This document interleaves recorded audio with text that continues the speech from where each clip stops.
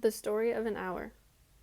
Knowing that Mrs. Mallard was afflicted with a heart trouble, great care was taken to break her as gently as possible the news of her husband's death.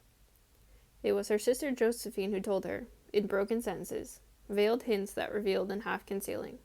Her husband's friend Richards was there, too, near her.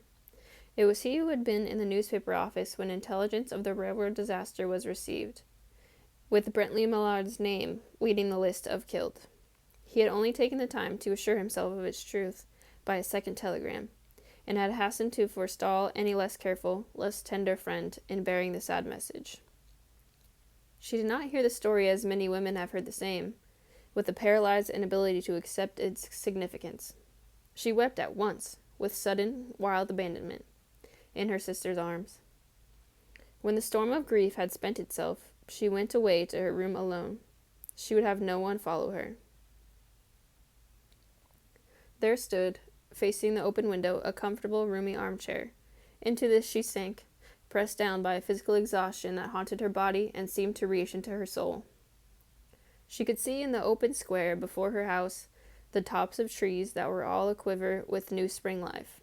The delicious breath of rain was in the air. In the street below, a peddler was crying his wares.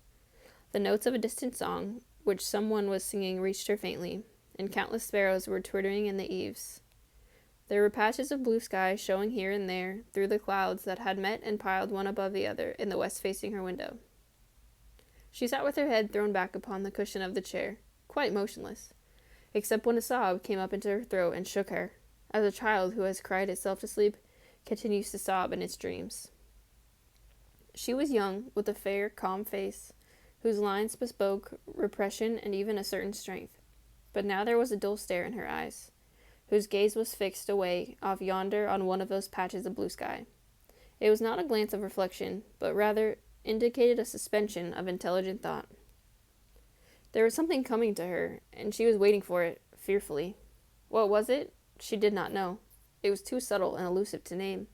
But she felt it, creeping out of the sky, reaching toward her through the sounds, the scents, the color that filled the air. Now her bosom rose and fell tumultuously.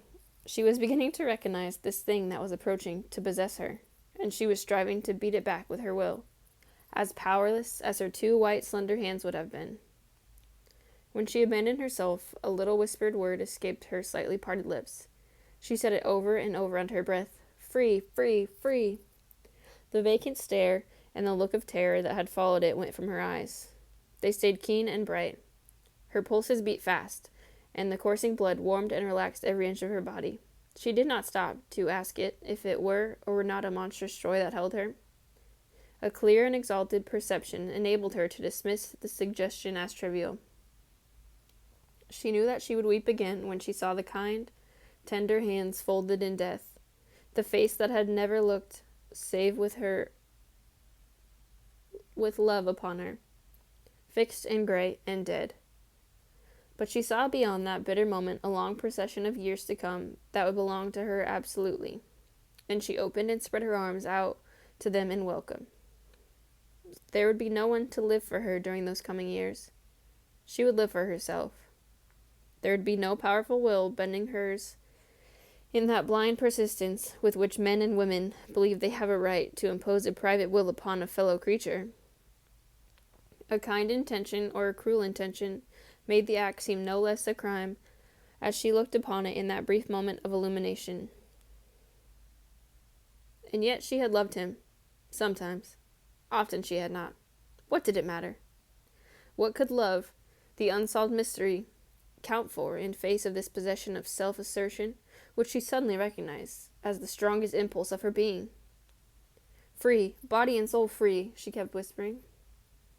Josephine was kneeling before the closed door with her lips to the keyhole, imploring for admission. Louise, open the door. I beg, open the door. You will make yourself ill. What are you doing, Louise? For heaven's sake, open the door.